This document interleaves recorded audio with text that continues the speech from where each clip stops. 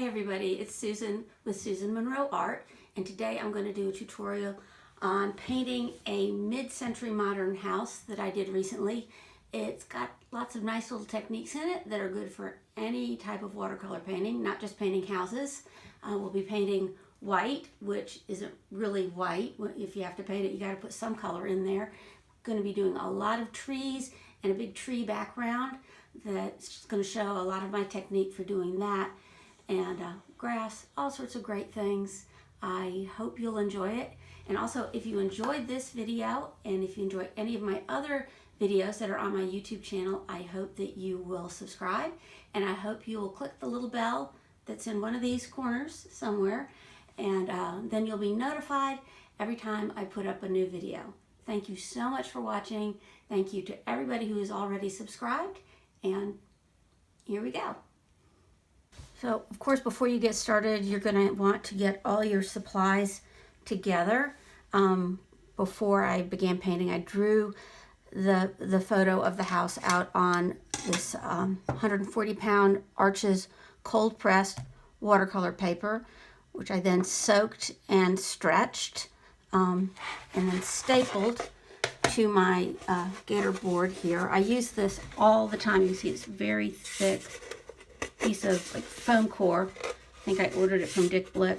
So I staple it, let it dry, stretch the paper. I've got a video on how to do that that I'll attach. After you've done that, you're going to want to make sure that your paper is totally dry. You have of course, your paints ready to go. Have paper towels. Of course, a big jar of water. Or two. I like to use two. One that I rinse my brush in, and another that then I give my brush a second rinse if I'm going to change colors. I use, you'll see a ruler like this that is raised, has a little piece of foam on the back. So I can use it for making lines on the painting, and the paint doesn't run under the ruler and smear. And I use this when I use my ink pen that you'll see in the video, so you'll need an ink dip pen. You'll also, of course, need your brushes. These are my fairly new, still beautiful Da Vinci brushes that I'm using a lot, but you know, I've used inexpensive brushes for a long time as well, and they work fine. I also have this watercolor brush, not watercolor, oil brush I use. It's really, don't you love it when people put their hands behind things? It makes me feel very professional. It's got a short, stubby, stiff, bristled end that I use sort of as my eraser when I want to erase things. So you see me using that in the video. And also I do use some white watercolor paint. This is Ecoline white watercolor, liquid white watercolor that I use to make the lines in the windows and a couple of other things. So I think that's everything I use in this. So let's get painting.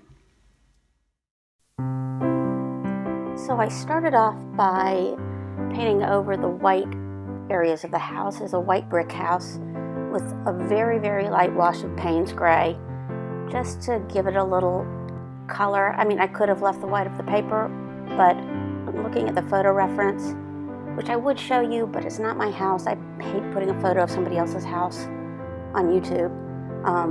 Anyway, it just had a little coolness to it, so that's why I added this cool, dark Payne's gray.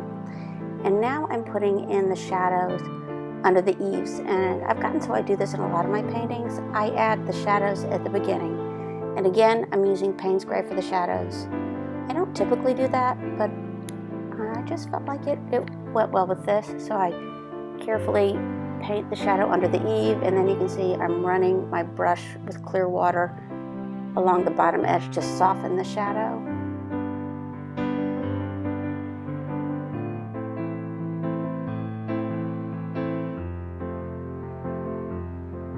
Softening that edge. And I love how it makes the house sort of pop out when you get these shadows in. Suddenly it looks three-dimensional.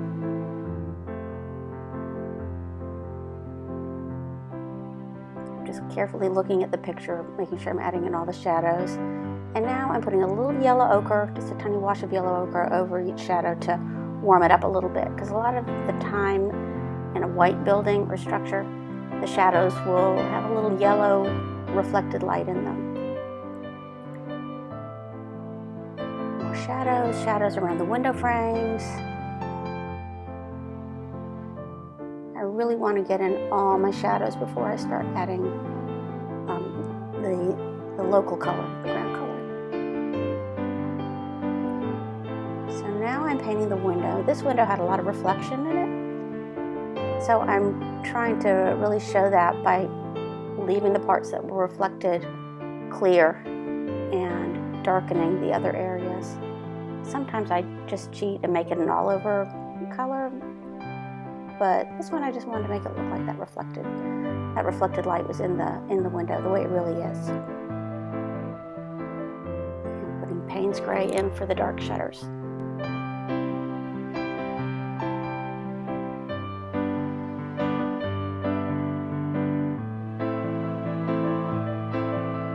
So now I'm putting this shutter in, and when I came here I realized there's a little tree in front of this part of the house, and I had to think, okay, do I want to paint the shutter behind the tree or the tree in front of the shutter? What order should I paint them in? And I decided, I'm not deciding it yet, but I decided to go with painting the tree and then putting in the shutter behind it. Usually I work from farther away, the further away object to the closer object. This just worked easier for me to go to the closer object, the tree, and then paint the things in behind it, which you will see in a second. A little more detail in those windows, darkening the darks, and put a little cerulean blue in the whites to show the reflection of the sky. And here I go, painting the tree, finally. So I'm suggesting the trunk with some burnt sienna mixed with a little ultramarine blue, suggesting the little branches. Now I'm going in with some green gold. So, painting trees. I have realized I have this certain way I do them. I'm calling it the 3+1 method because I tend to put in 3 layers of color and then think I need one more. So this would be layer 1, the light layer. There's some backlighting on this tree, so I chose a light yellowish green. Now I'm putting in the middle ground, the medium green, and suggesting the leaves. And you have to remember when you're painting a tree, those leaves grow in little bundles and groups around the branches. They're not, and also there are holes showing what's behind the tree. The tree isn't one solid blob. Oh, and this is number 3. So I put a light, a medium, and now I'm putting a darker. And then this is the +1. I felt like I needed an even darker green to go in there to suggest the shadows, the dark shadows in that tree. You'll see more of that when I paint the background. So a light green, medium green, dark green, let it dry, and then go in with my darkest green to add the real shadows that are shown under the tree. Oh, my medium green was sap green. My dark green was like a hooker's green with cadmium red mixed in to tone it down. And then I use the same mixture but stronger for my darkest green. Now I'm suggesting these windows that are beside the front door. I struggled with these a little bit because my drawing wasn't very clear. Because the photo wasn't a great photo. Making them the right width and all, but I think they turned out okay. Yeah, I'm using my oil painting brush that I showed at the beginning to neaten up that little edge in that window. I was sort of erasing it. So now I've put the tree in and I'm painting the window behind it. This window didn't really have any reflections, it was just dark, so I'm painting it a dark. This is ultramarine blue and burnt sienna with more blue than burnt sienna. I'm carefully painting around that tree trunk. And now on to the rest of the windows. These windows had some curtains in them, some louver shutters. So they weren't really dark. You see the shutter, and you can see the shutter behind them. my first layer, just the general color that window was. Now there are little windows in the door. I'm painting those as well. If you can see, there's some little windows and a wreath on that door.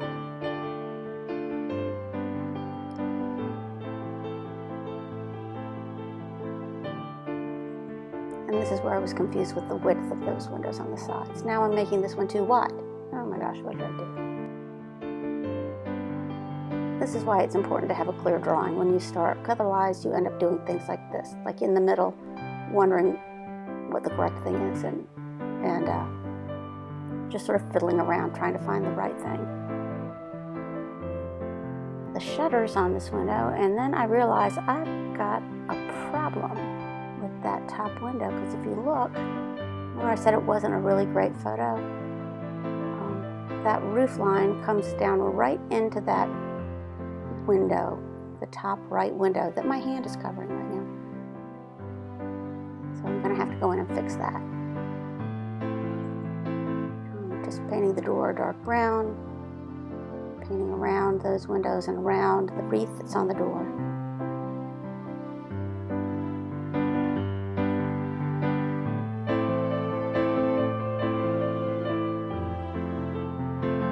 Another detail part, the garage had sort of a beadboard inserts, and I'm going in just really quickly and lightly suggesting each little board with just vertical strokes.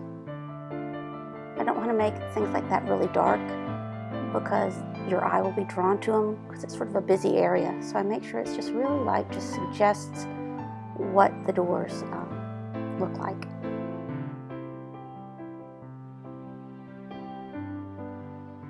But also paying attention that even those little inset areas have a shadow at the top and the hinges now.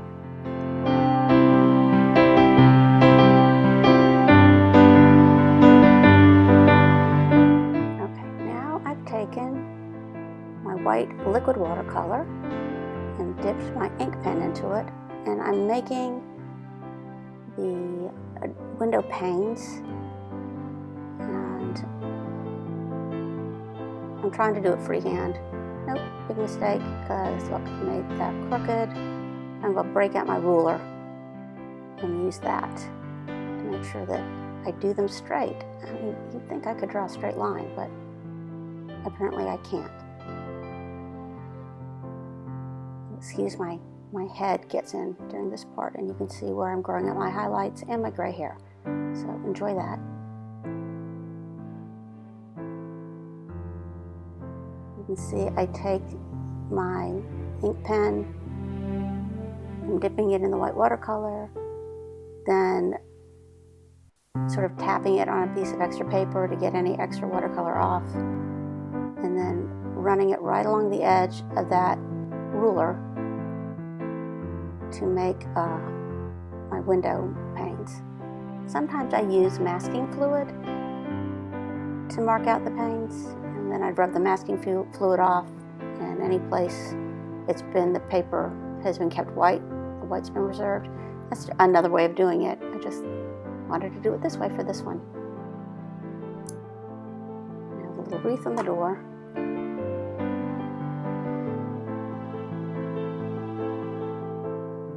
And the shutters had these little, sort of remind me of a barn details, these little pieces of wood on them going down. You don't think of a barn when you think of a mid-century modern house, but that's what this was. Now I'm putting shadows in each of the window panes, because each place you have, what do they call, mullions, one of those pieces of wood that holds the pane of glass in, it casts a little shadow, and it'll make your windows look so much more dimensional if you add the little shadows in that are cast by the wood pieces that separate the panes. I usually do them underneath and then on one side, depending on which direction I think my light is coming from. Now I'm using my stiff foil brush, and I'm basically erasing that part of the roof that I drew incorrectly. The roof really should just extend straight up, and then it goes down behind the tree. It's to the right. So I've used clear water, scrubbed that off, dried it, and now I'm just going to extend the shadow. You can see a little ghost of where the original roof was, but you won't even notice it by the end. So, easy peasy way to correct that mistake.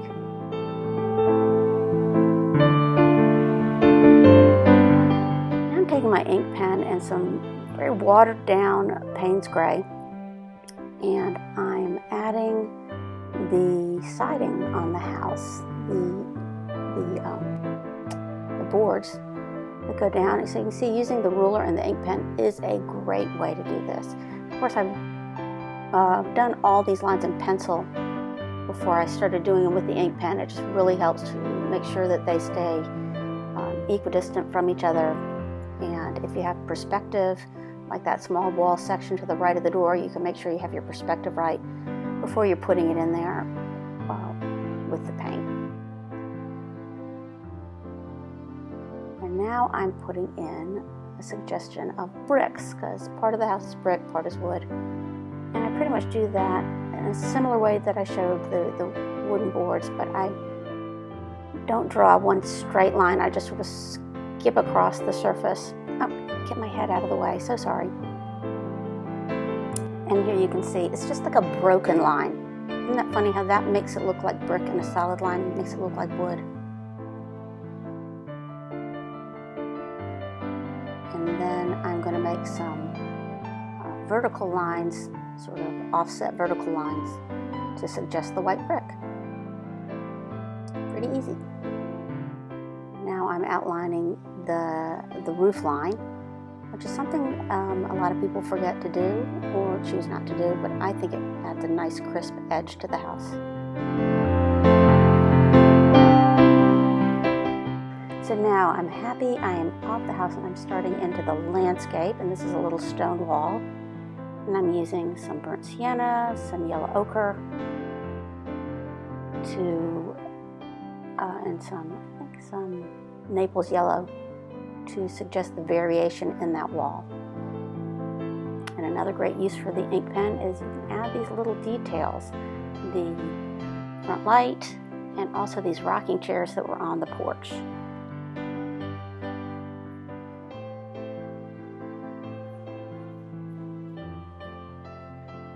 Much easier than doing it with a paintbrush.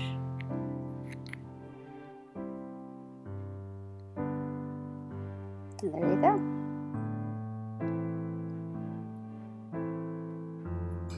I'm going ahead and suggesting the plants that are in that little front bed behind the stone wall. Very loosely, not a lot of detail, not a lot of leaves, just using green gold, sap green. And this is a little hydrangea that's at the end, so I'm leaving white to suggest the hydrangea blossoms.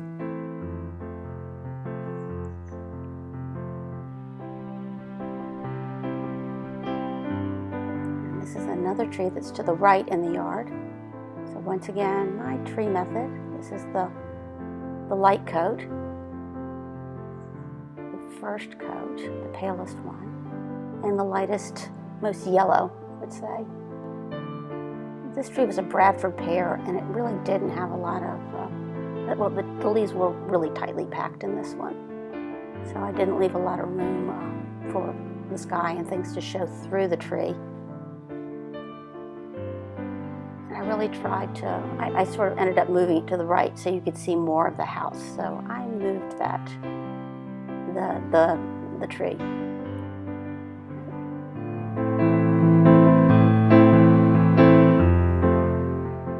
Here you can see my drawing of the trunk is to the left. I actually painted it a little to the right because it was off center under the bottom of the tree and looked odd. So I made that little correction with my paint. And then I can just go back in and erase the old trunk with my kneaded eraser. And now I'm going in with a sap green layer. Put in sap green. My second layer of green in the tree. And sometimes I'll just fill the brush up with clear water and spread the greens that's on there, so it gives a little texture and a little variation.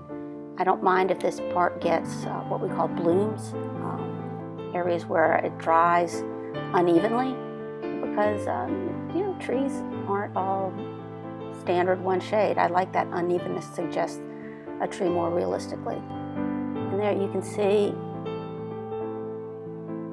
big bloom, looks like a piece of broccoli or something in there, but that's why I was talking about bloom with an uneven edge, and I think it helps with the tree.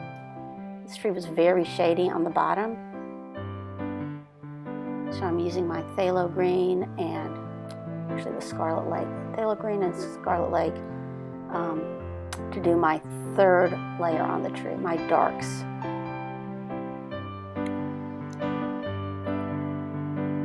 And with these I'm trying to,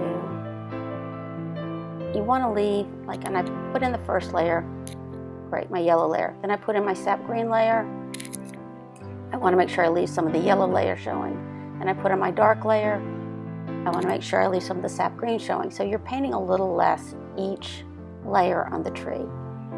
And you can see how that dark layer finally suggests bunches of leaves with shadows underneath them.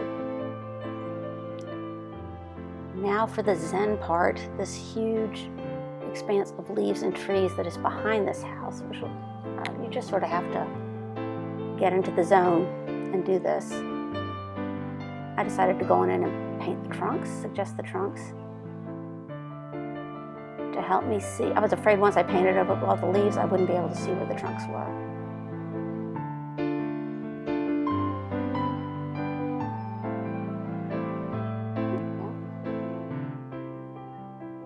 I thought those trunks looked pretty good. Now with this, you see, I'm not just going in with one light layer.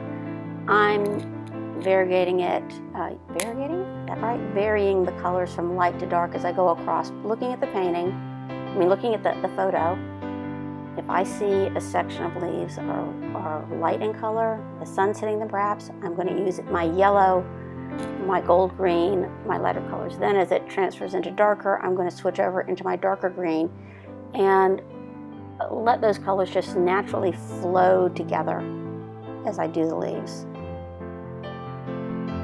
Also making sure I give it a leafy texture, like I said, lots of holes, lots of spaces, depending on how the trees look in my photo. I'm really following that map of light and dark in my photo.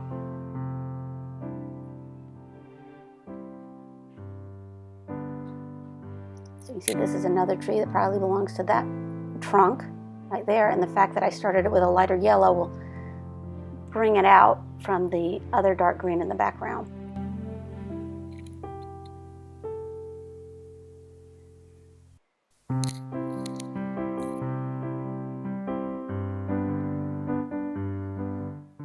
So right now it just looks like a mess of green and yellow back there. But don't worry. That next layer of the dark green will really help it out. And I'm watching on my photo where sort of the, call them sky holes, the holes where you can see the sky through, are located, and I'm making sure to leave those spaces open.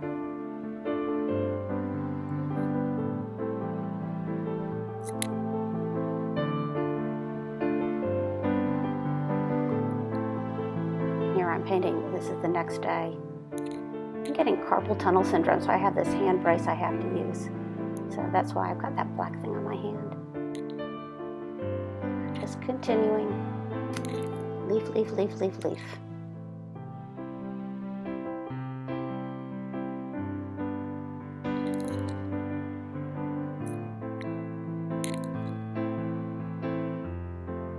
You notice the leaves are lighter color toward the top generally because the sunlight is going to hit the tops of the trees, and they'll be darker toward the bottom because, of course, they're more in shadow at the bottom of the tree. It's funny, if you look at trees, some are definitely more air than leaf. Some are more leaf than air. And some of them, the leaves are all close to the branches. And some of them, those leaves spread out really far. It's just fascinating to look at.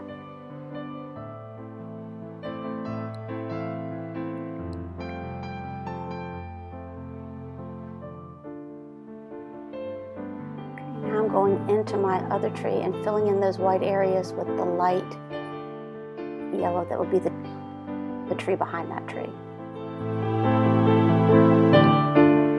And here I go in with my dark layer, which really makes those trees much more three-dimensional.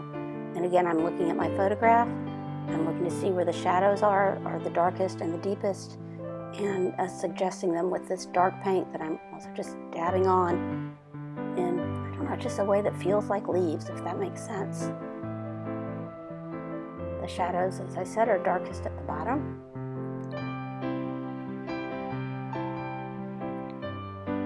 Where there's light, there is going to be a corresponding dark shadow. So, for example, right there, you have to make sure you add that. And then I'm going to put dark shadows around this little tree that's in the front, and it's going to make that dark is going to make the light of the tree, the small tree, that's going to make it pop out and makes that front tree look more forward and the trees in back look further back.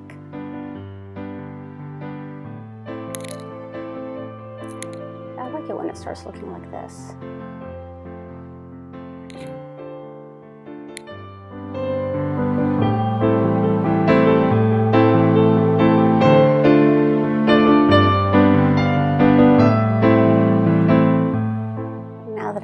The trees in the back, and I painted in the sky. I left out that part, but you can see there's some cerulean blue you can see in the holes between the leaves. That's the color I used. I'm going in and suggesting all these hydrangea bushes that are in the front of the house. Just sort of negative space painting around the shape of each flower.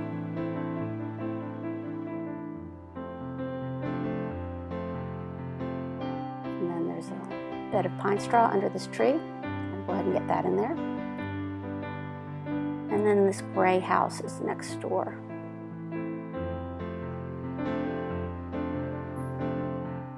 I'm adding that in. The driveway. And that's a little Payne's gray and a little yellow ochre.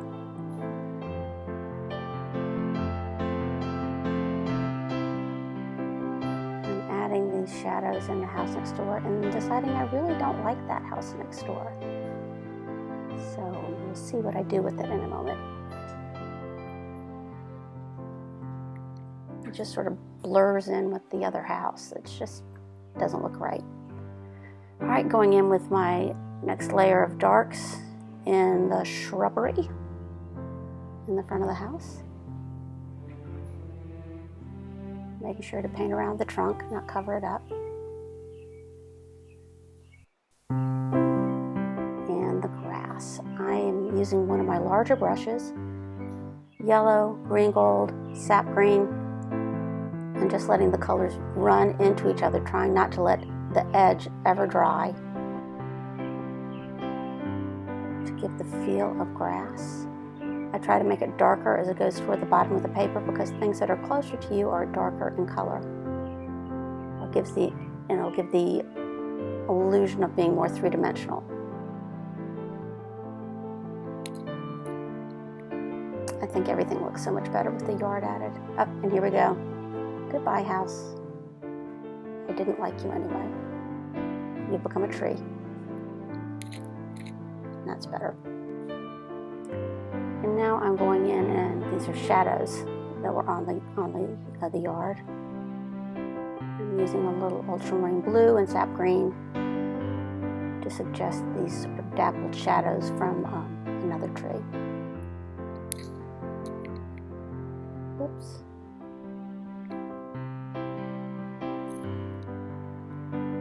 And the shadows in the driveway. And here my third layer of greens. Show the darks. I realized I had forgotten to paint the roof. So I'm using a little Payne's gray for that. And the painting is almost done. Here I'm going to sign it. This shows how I add paint to my ink dip pen. I just brush it on with my brush. I'm always scared I'm going to mess this part up. Fortunately, I don't this time. I I don't have a fancy signature. I just want to get it in a straight line.